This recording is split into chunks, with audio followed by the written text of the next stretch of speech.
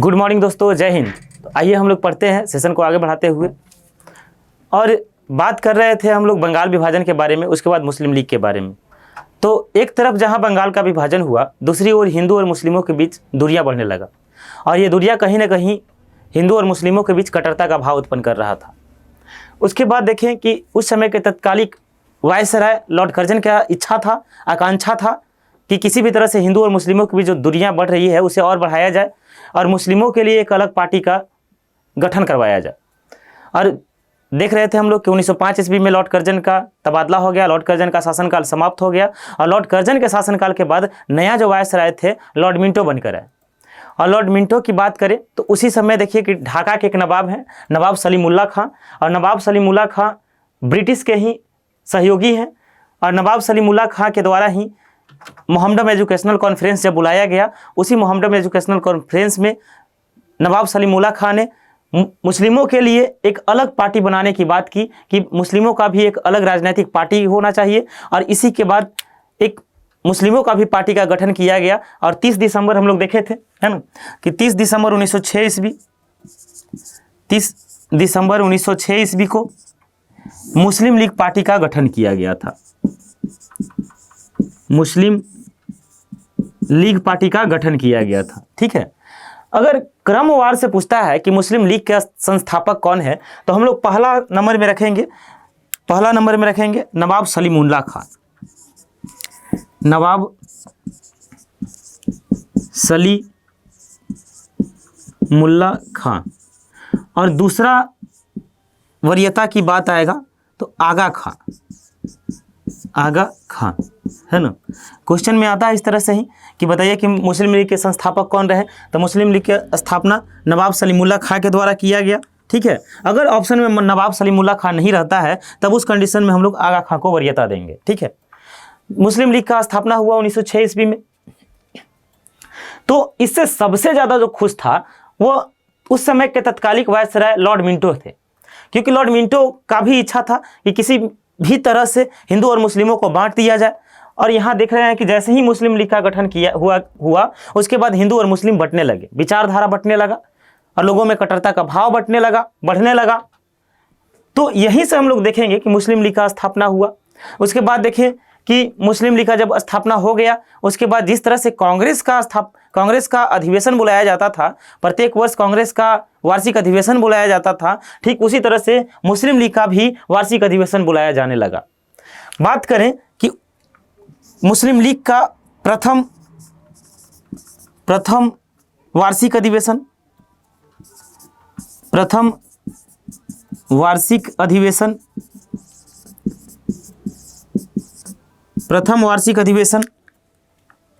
कराची में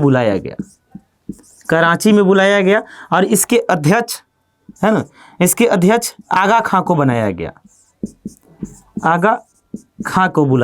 बनाया गया। और आगा खां कब की बात है तो 1907 ईस्वी में। ठीक है, 1907 ईस्वी में मुस्लिम लीग का प्रथम अधिवेशन हुआ और यह कराची में हुआ और इसके अध्यक्ष आगा खां को बनाया गया। उसके बाद नेक्स्ट हम बात करें कि मुस्लिम लीग का द्वितीय वार्षिक अधिवेशन, और यह कहाँ हुआ तो यह अमृतसर में हुआ। और इसके अध्यक्ष कौन बने,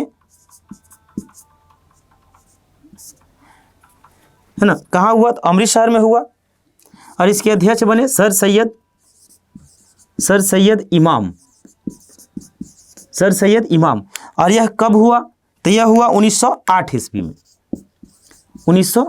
में। ठीक है, यानी कि 1907 ईस्वी से लगातार जो है मुस्लिम लीग का भी अधिवेशन होना स्टार्ट हो गया।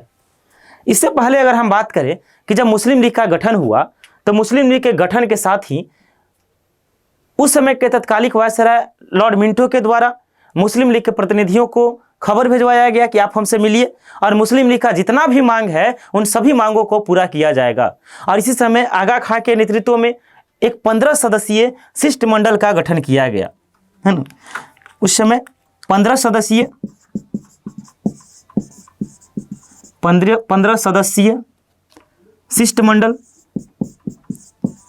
शिष्टमंडल का गठन किया गया और जिसके हेड किसे बनाया गया, जिसके अध्यक्षता के रूप में हम बात करें तो आगा खां ही लीड कर रहे थे, आगा खां ही लीड कर रहे थे। ठीक है, जब आगा खां लॉर्ड मिंटो से मिलने पहुंचे, आगा खां जब लॉर्ड मिंटो से मिलने पहुंचे तो लॉर्ड मिंटो के सामने आगा खां के द्वारा प्रस्ताव रखे गए। ठीक है, क्योंकि लॉर्ड मिंटो ने साफ तौर पर कहा था कि आगा खां या मुस्लिम लीग का जो भी मांग होगा उस सब के सब मांग को स्वीकार कर लिया जाएगा। और आगा खां ने मुख्य रूप से, अगर आगा खां के मांग की बात करें तो इनमें पहला मांग था कि मुस्लिमों के लिए पृथक निर्वाचक क्षेत्र दिया जाए, पृथक निर्वाचक क्षेत्र की मांग की गई। ठीक है, हम लोग जानते हैं पृथक निर्वाचन क्षेत्र का मतलब क्या होता है कि अगर किसी एरिया में अगर मुस्लिम प्रतिनिधि खड़ा होता है तो बाकी जितने भी लोग हैं सब के सब में से सिर्फ और सिर्फ मुस्लिम जनता ही इस प्रतिनिधि को मतदान कर पाएगा या मतदान करेगा। ठीक है, तो एक था कि पृथक निर्वाचक मंडल या पृथक निर्वाचन क्षेत्र की मांग की गई। दूसरा मांग था कि विधानमंडल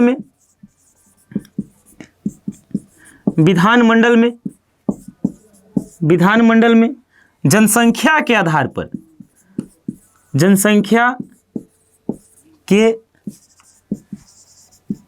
आधार पर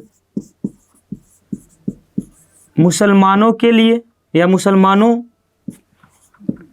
का सीट आरक्षित किया जाए, सीट आरक्षित किया जाए। ठीक है, इस तरह के मांग रखे गए और एक इन्हीं में से मांग था कि शिक्षण संस्थान स्थापित करने के लिए वित्तीय सहायता प्रदान किया जाए। तो हम लोग देख रहे हैं कि जब मुस्लिम लीग का गठन हुआ और उसके बाद तत्कालिक वायसराय लॉर्ड मिंटो के द्वारा जब कहा गया कि मुस्लिम लीग को बुलाया जाए और उनका जो भी मांग रहेगा उन सारे मांगों को स्वीकार कर लिया जाएगा, तब इसी समय आगा खां के नेतृत्व में 15 सदस्यीय एक शिष्टमंडल का गठन किया गया। और टोटल जब 15 सदस्यीय शिष्टमंडल तत्कालिक वायसराय लॉर्ड मिंटो के पास पहुंचता है और अपना मांग रखता है तो उसमें मांग क्या था, तो पहला मांग था पृथक निर्वाचन क्षेत्र का, दूसरा मांग था विधानमंडल में जनसंख्या के आधार पर मुसलमानों का सीटों का आरक्षित किया जाए, और साथ ही साथ यह भी मांग था कि शिक्षण संस्थान यदि स्थापित किए जाएंगे तो उसके लिए वित्तीय सहायता प्रदान किया जाए। इसी को हम आगे देखेंगे जब 1909 का मार्ले मिंटो सुधार लाया जाएगा, तो उसी 1909 के मार्ले मिंटो सुधार अधिनियम के द्वारा लॉर्ड मिंटो ने मुस्लिम लीग के जितने भी मांग थे सब मांगों को स्वीकार कर लिया गया, बशर्ते कुछ शर्त रखे गए, क्योंकि लॉर्ड मिंटो चाह रहा था कि यही वह मौका है जब मुस्लिम लीग से अपनी बात को मनवाया जा सकता है। और लॉर्ड मिंटो जब सारे मांगों को स्वीकार कर लिया, तब लॉर्ड मिंटो ने कहा कि इस समय जितने भी भारत में रहने वाले मुस्लिम संप्रदाय के लोग हैं सभी के सभी ब्रिटिश सरकार को सहायता प्रदान करें, ब्रिटिश सरकार के प्रत्येक नीतियों का समर्थन करें। और इसी तरह से देखें कि जब अधिवेशन होना स्टार्ट हुआ, उसके बाद प्रथम अधिवेशन हुआ 1907 में, द्वितीय अधिवेशन हुआ 1908 में, और लगातार इसी तरह से अधिवेशन चलता रहा जिस तरह से भारतीय राष्ट्रीय कांग्रेस के अधिवेशन चलते रहे। उसके बाद 1916 ईस्वी में भी मुस्लिम लीग का अधिवेशन बुलाया गया लखनऊ में, और 1916 में इस मुस्लिम लीग के अध्यक्षता के रूप में मोहम्मद अली जिन्ना को नियुक्त किया गया, है ना, मोहम्मद अली जिन्ना को अध्यक्ष बनाया गया। और बाद में देखिएगा बाद के चरणों में कि 1937 से लेकर 1943 ईस्वी तक मुस्लिम लीग के अध्यक्ष मोहम्मद अली जिन्ना को ही बनाया गया। इसलिए सवाल आते हैं कि बताइए कि मुस्लिम लीग के सबसे अधिक बार अध्यक्ष बनने वाले कौन व्यक्ति हैं, तो मुस्लिम लीग के सबसे अधिक बार अध्यक्ष बनने वाले व्यक्ति का नाम है मोहम्मद अली जिन्ना। ठीक है, मोहम्मद अली जिन्ना। और इस तरह से मुस्लिम लीग आगे काम करता रहा। 1916 ईस्वी में देखेंगे कि जब लखनऊ में अधिवेशन बुलाया जाएगा, इसी समय मुस्लिम लीग और भारतीय राष्ट्रीय कांग्रेस एक हो जाएंगे। उसके बाद मुस्लिम लीग का कुछ समय के लिए अधिवेशन स्थगित कर दिया जाएगा, परंतु बाद में पुनः जब मुस्लिम लीग और भारतीय राष्ट्रीय कांग्रेस अलग हो जाएंगे तो फिर से भारतीय राष्ट्रीय कांग्रेस का अधिवेशन अलग और मुस्लिम लीग का अधिवेशन अलग होता चला जाएगा। ठीक है, तो आइए इसके बाद हम लोग पढ़ते हैं नेक्स्ट टॉपिक। तो देखिए इधर मुस्लिम लीग का जब गठन किया गया मुस्लिम लीग का 1906 ईस्वी में, तो उसके बाद इस समय कांग्रेस क्या कर रही थी, है ना, तो कांग्रेस का वार्षिक अधिवेशन बुलाया गया इस समय कलकत्ता में, है ना। तो हम लोग देख ले पहले कि कांग्रेस का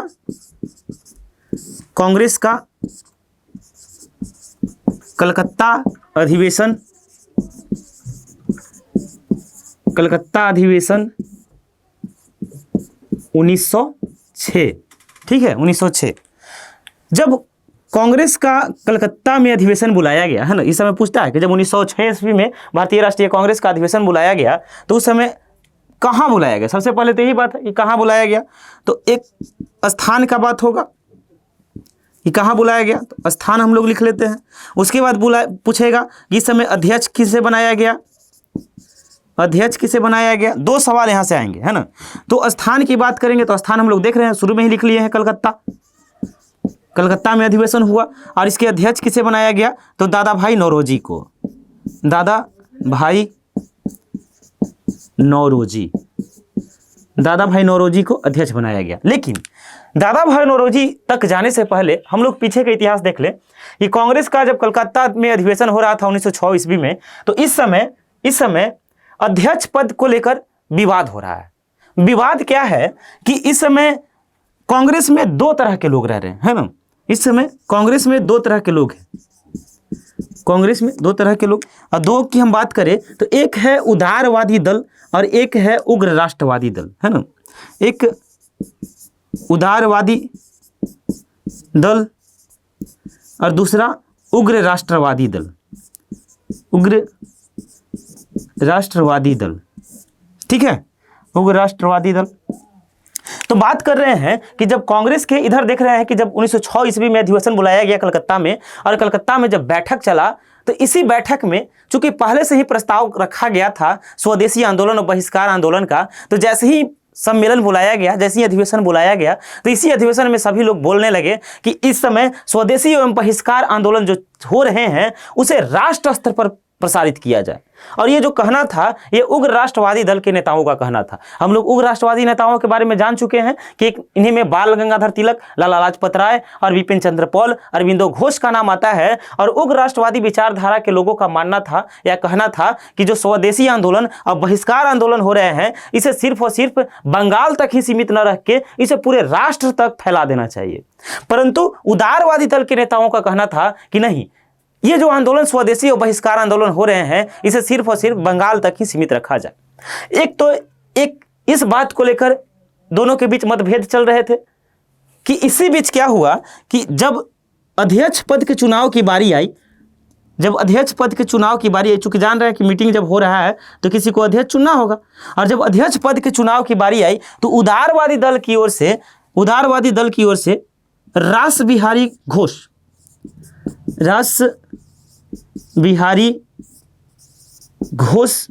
को अध्यक्ष पद के लिए नॉमिनेट किया गया। लेकिन उग्र राष्ट्रवादी दल की हम बात करें तो उग्र राष्ट्रवादी दल के लोग कह रहे हैं कि बाल गंगाधर तिलक को अध्यक्ष बनाया जाए, बाल गंगाधर तिलक को अध्यक्ष बनाया जाए, ठीक है। परंतु तिलक का खुद का ऐसा मानना था, खुद कहना था कि मुझे नहीं बल्कि मेरे स्थान पर लाला लाजपत राय को इस अधिवेशन का अध्यक्ष बनाया जाए, लाला लाजपत राय को अध्यक्ष बनाया जाए। देख रहे हैं कि एक तो की बात पर पहले ही विवाद हो चुका है, दूसरा बात पर इस बात को लेकर विवाद हो रहा है कि अध्यक्ष किसे बनाया जाए। उदारवादी का कहना है कि रास बिहारी घोष को अध्यक्ष बनाया जाए, और इधर उग्र राष्ट्रवादी दल के नेताओं का कहना है कि बाल गंगाधर तिलक को अध्यक्ष बनाया जाए। और बाल गंगाधर तिलक खुद चाह रहे हैं कि मुझे नहीं बल्कि लाला लाजपत राय को इस अधिवेशन का अध्यक्ष बनाया जाए। और इसी बात को लेकर हंगामा चल रहा है, एक दूसरे में विवाद हो रहा है, तनाव का माहौल बना हुआ है। और तनाव का आलम इतना हो गया कि लगने लगा कि उदारवादी दल और उग्र राष्ट्रवादी दल आपस में लड़ जाएंगे, आपस में दोनों में मतभेद हो जाएगा और दोनों अलग अलग हो जाएंगे। परंतु इसी में एक भूपेंद्र नाथ बसु है ना, भूपेंद्र नाथ बसु के द्वारा मध्यस्थता करते हुए जल्दी से माइक थामा गया और भूपेंद्र नाथ बसु ने माइक से अनाउंस किया कि इस अधिवेशन की अध्यक्षता दादा भाई नौरोजी को हम प्रस्तावित करते हैं, कि दादा भाई नौरोजी को ही इस अधिवेशन का अध्यक्ष हम चुनते हैं, उनके नाम को नॉमिनेट करते हैं। और जैसे ही दादा भाई नौरोजी का नाम आया, सभी उदारवादी दल की ओर से और उग्र राष्ट्रवादी दल के लोग भी सब के सब शांत हो गए, है ना। क्यों शांत हो गए? क्योंकि इस समय दादा भाई नौरोजी का एक अलग महत्व है ना, और बुजुर्ग हो चुके हैं, इसलिए दादा भाई नौरोजी का जैसे नाम प्रस्तावित किया गया सब के सब शांत हो गए। और यहाँ से इस अधिवेशन की अध्यक्षता दादा भाई नौरोजी के द्वारा किया गया। तो कांग्रेस का जो कलकत्ता अधिवेशन जो 1906 ईस्वी में बुलाया गया, उसके अध्यक्ष किसे बनाया गया? दादा भाई नौरोजी को। हालांकि चुना जा रहा था रास बिहारी घोष को, और इधर उग्र राष्ट्रवादी की दर से बाल गंगाधर तिलक को, और बाल गंगाधर तिलक खुद चाहते थे लाला लाजपत राय बने, परंतु बनाया गया किसे? दादा भाई नौरोजी को, है ना, दादा भाई नौरोजी को। किसने प्रस्तावित किया इनका नाम? तो भूपेंद्र नाथ बसु, है ना, भूपेंद्र नाथ बसु। चलिए उसके बाद देखिए, जैसे ही अधिवेशन प्रारंभ हुआ तो इसी अधिवेशन में दादा भाई नौरोजी के द्वारा 4 प्रस्ताव पारित किए गए। 4 प्रस्ताव पारित किए गए। इस 4 प्रस्ताव की हम बात करें तो इसी में पहला प्रस्ताव था स्वदेशी। स्वदेशी को अपनाने की बात की गई, बहिष्कार करने की बात की गई, बहिष्कार की बात की गई, स्वराज की बात की गई, और राष्ट्रीय शिक्षा पर जोर दिया गया। राष्ट्रीय शिक्षा पर जोर दिया गया। ठीक है, तो दादा भाई नौरोजी के द्वारा मुख्य रूप से 4 चीजें प्रस्तावित की गई। उन 4 चीजों में हम जिक्र करें तो एक था स्वदेशी आंदोलन, उस समय चल ही रहा था, बहिष्कार भी कि जितने विदेशी वस्तु हैं उसका बहिष्कार किया जाएगा, और एक स्वराज शब्द इस बार पहली बार दिया जा रहा है। इस स्वराज शब्द के बारे में देखें तो इस स्वराज शब्द को सर्वप्रथम प्रयोग करने वाला व्यक्ति, या यूं कहें कि स्वराज शब्द को सबसे पहले किसके द्वारा दिया गया, तो व्यक्ति का नाम था दयानंद सरस्वती। दयानंद सरस्वती, दयानंद सरस्वती, दयानंद सरस्वती के द्वारा पहली बार स्वराज शब्द दिए गए। ठीक है, स्वराज शब्द दिए गए, परंतु यह सवाल आ जाए कि स्वराज शब्द जो है उसका सर्वप्रथम कांग्रेस के किस अधिवेशन में किया गया, तो 1906 का कलकत्ता अधिवेशन। 1906 का कौन सा अधिवेशन? तो 1906 का कलकत्ता अधिवेशन। 1906 के कलकत्ता अधिवेशन में पहली बार स्वराज शब्द का प्रयोग किया गया। हालांकि स्वराज शब्द को सबसे पहले किसके द्वारा दिया गया, तो वो थे व्यक्ति दयानंद सरस्वती। लेकिन बात आए कि स्वराज शब्द को सर्वप्रथम किस कांग्रेस के किस अधिवेशन में दिया गया, तो अधिवेशन का नाम है 1906 का अधिवेशन। आयोजित कहाँ किया गया? कलकत्ता में। ठीक है, इस तरह से अधिवेशन में प्रस्ताव पारित किए गए, और साल भर का लक्ष्य रखा गया, 1 वर्षों का लक्ष्य रखा गया कि स्वदेशी पर बात करना है, बहिष्कार पर बात करना है, स्वराज को अपनाना है, और राष्ट्रीय शिक्षा पर बल देना है। ठीक है, साल भर यूं ही प्रस्ताव चलते रहे। उसके बाद कांग्रेस का फिर से अगला अधिवेशन 1907 में आया, और उसे हम लोग सूरत अधिवेशन के नाम से जानते हैं। कांग्रेस का हर साल वार्षिक अधिवेशन बुलाया जाता था, और अगला अधिवेशन जो है 1907 ईस्वी में बुलाया गया। ठीक है, सूरत की हम बात करें, इस समय भी देख रहे हैं कि अभी कांग्रेस में 2 लोग शामिल हैं, एक उदारवादी दल के लोग और एक उग्र राष्ट्रवादी दल के लोग, है ना। एक उदारवादी उदारवादी और दूसरे उग्र राष्ट्रवादी, उग्र राष्ट्रवादी, दोनों दल के लोग शामिल हैं। ठीक है, यह अधिवेशन जो सूरत में हुआ है, इस अधिवेशन को हालांकि सूरत में होना नहीं था।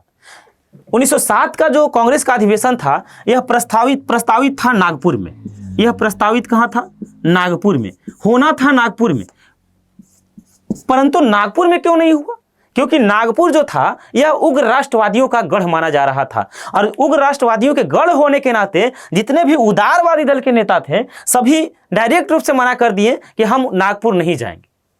उसके बाद उग्र राष्ट्रवादी दल के नेताओं ने ही समझौता किया आपस में, और इन लोग तय किए कि अगला अधिवेशन, ये जो अधिवेशन 1907 का होने वाला है, इसे सूरत में प्रस्तावित कर दिया जाए। सूरत में ही क्यों रखा गया? क्योंकि सूरत इस समय उदारवादी का गढ़ माना जा रहा था।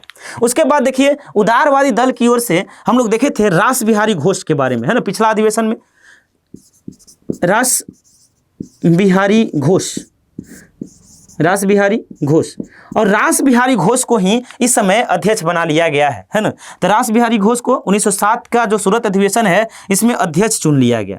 रास बिहारी घोष को क्या बना दिया गया? अध्यक्ष बना लिया गया, अध्यक्ष बना दिया गया। ठीक है, तो रास बिहारी घोष क्या बन गए? अध्यक्ष बन गए। ठीक है, उसके बाद क्या हुआ कि जैसे ही अध्यक्षता संभाले, उसके बाद लोगों के बीच अफवाह उड़ने लगा, है ना। यहाँ पर थोड़ा सा समझने वाला बात है, समझ लेते हैं हम लोग।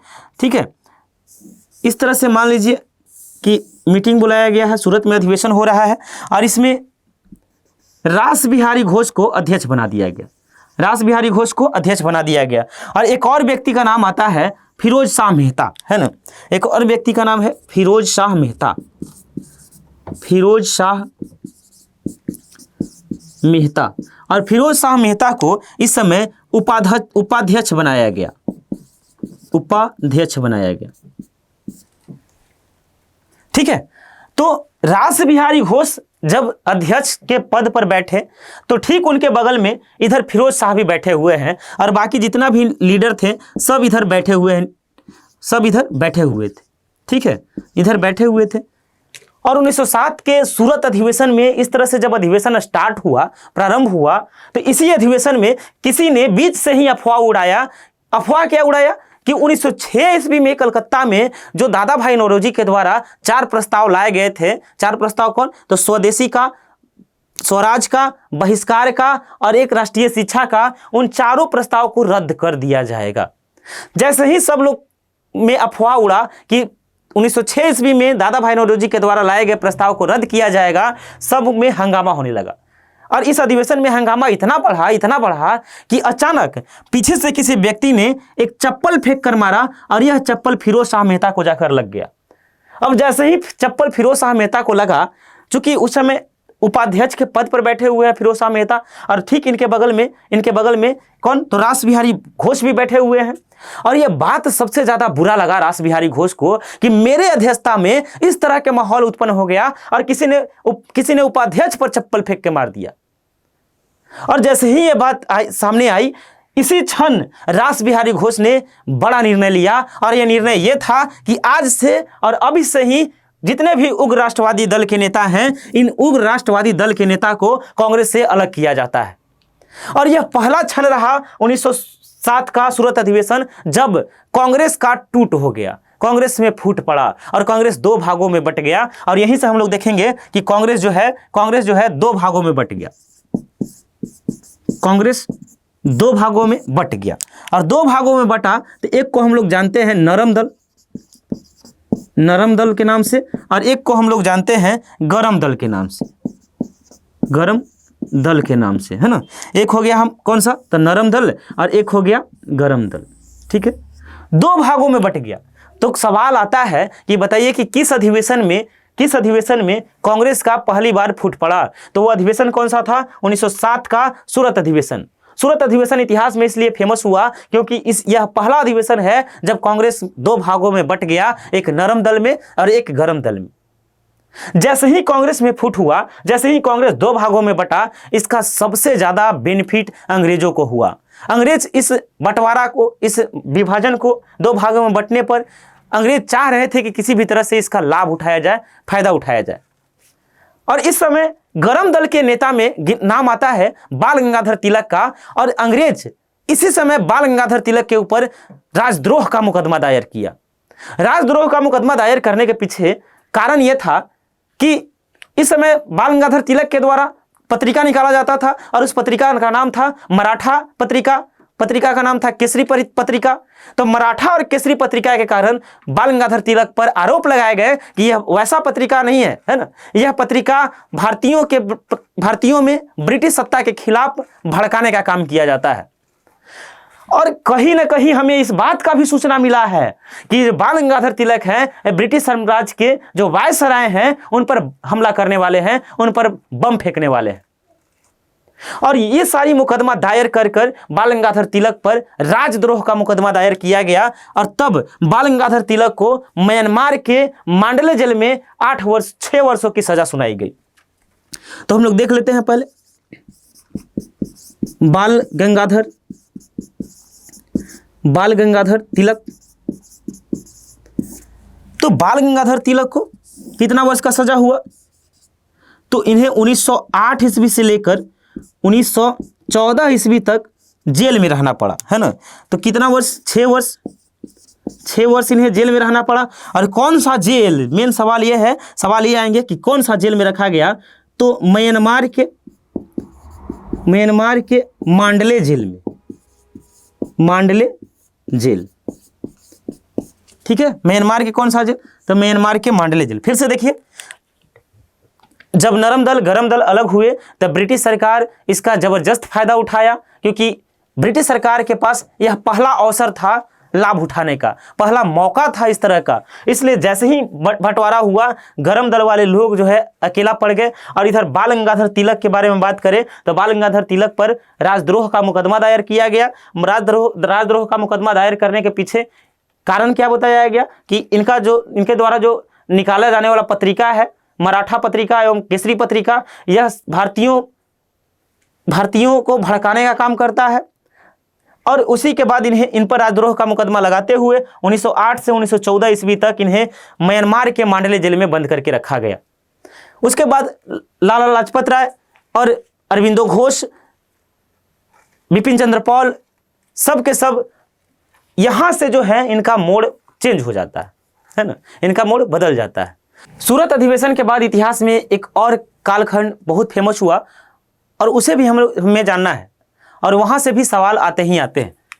उसे हम लोग मुजफ्फरपुर बम कांड के नाम से जानते हैं। इस समय हम बात करें कि बंगाल के एक जज हुआ करते थे, है ना, बंगाल के एक जज हुआ करते थे और जज का नाम था किंग्सफोर्ड।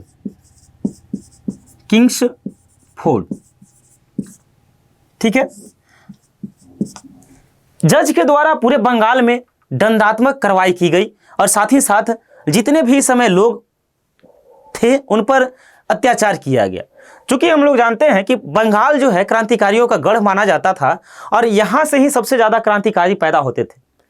और जैसे ही किंग्सफोर्ड वहाँ जज बनकर गए तो किंग्सफोर्ड के द्वारा बहुत सारे जो है अत्याचार किया गया लोगों पर, और इस किंग्सफोर्ड पर, जिसके कारण किंग्सफोर्ड पर भारतीय खिन्न थे, भारतीय रूठे हुए थे और भारतीयों का जो है इस पर आक्रोश बढ़ता जा रहा था। जिसके बाद भारत के उस समय के तत्कालिक वायसराय के द्वारा किंग्सफोर्ड को यहाँ से, जो बंगाल से जो है, ट्रांसफर कर दिया गया और इन्हें मुजफ्फरपुर में जिला जज बनाया गया। इन्हें मुजफ्फरपुर का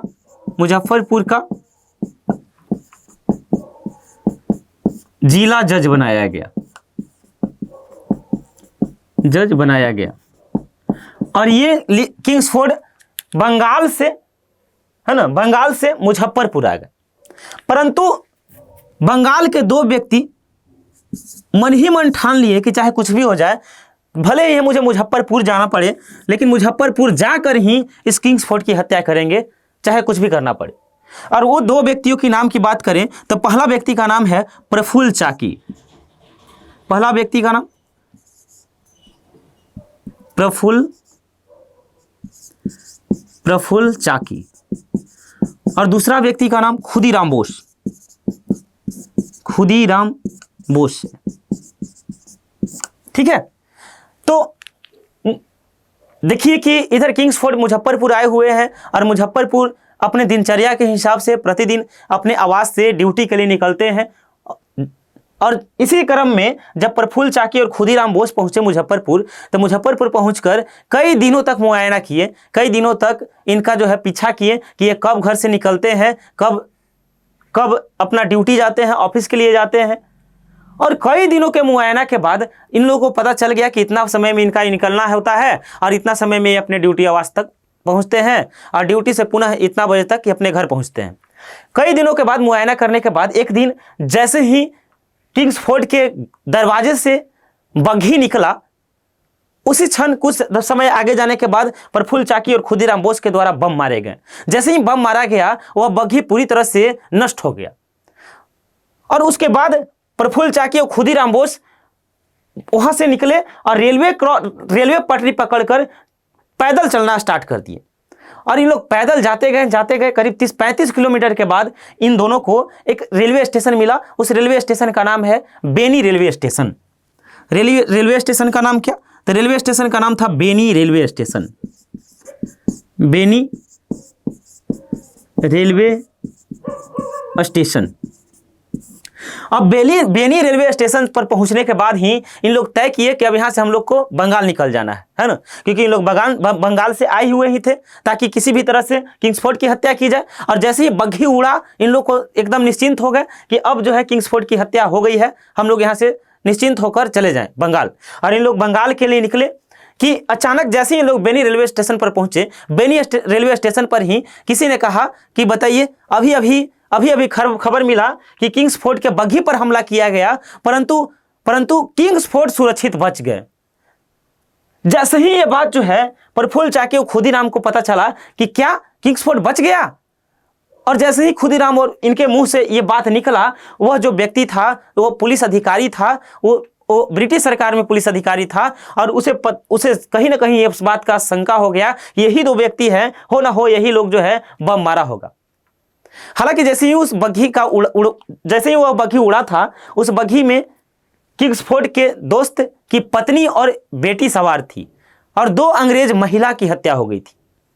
उसके बाद प्रफुल्ल चाकी और खुदीराम बोस लगे भागने वहां से, परंतु प्रफुल्ल चाकी को लगा कि अब हम चारों तरफ से घिर गए हैं। तब प्रफुल्ल चाकी ने वहीं पर पिस्तौल निकाला और खुद को शूट आउट कर लिया।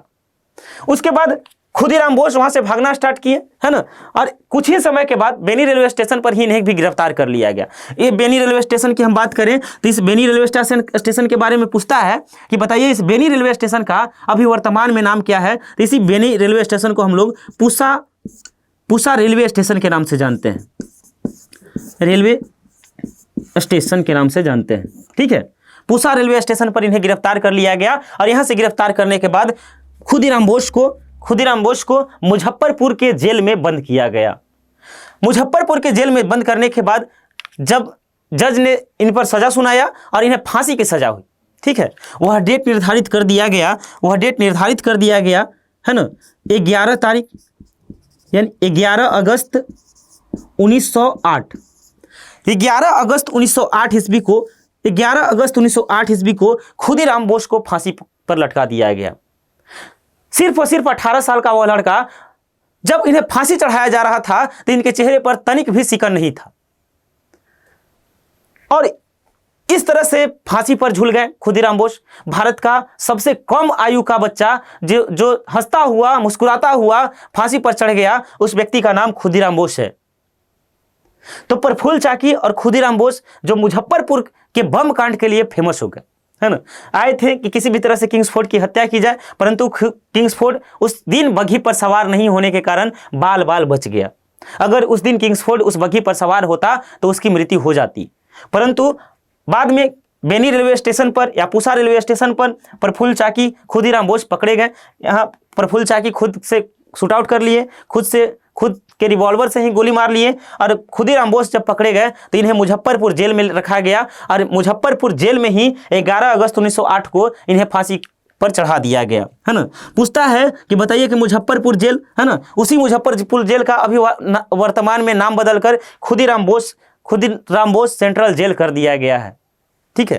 तो हम लोग देख रहे थे क्रांतिकारी चूंकि फेज चल रहा है, उग्र राष्ट्रवादी चरण चल रहा है, तो उग्र राष्ट्रवादी चरण में इधर प्रफुल्ल चाकी और आज खुदीराम बोस का कहानी हम लोग देखे जो 1908 ईस्वी तक था, जिसे हम लोग मुजफ्फरपुर बम कांड के नाम से जानते हैं। आशा है कि आपको पूरा टॉपिक समझ में आया होगा, ठीक है। धन्यवाद।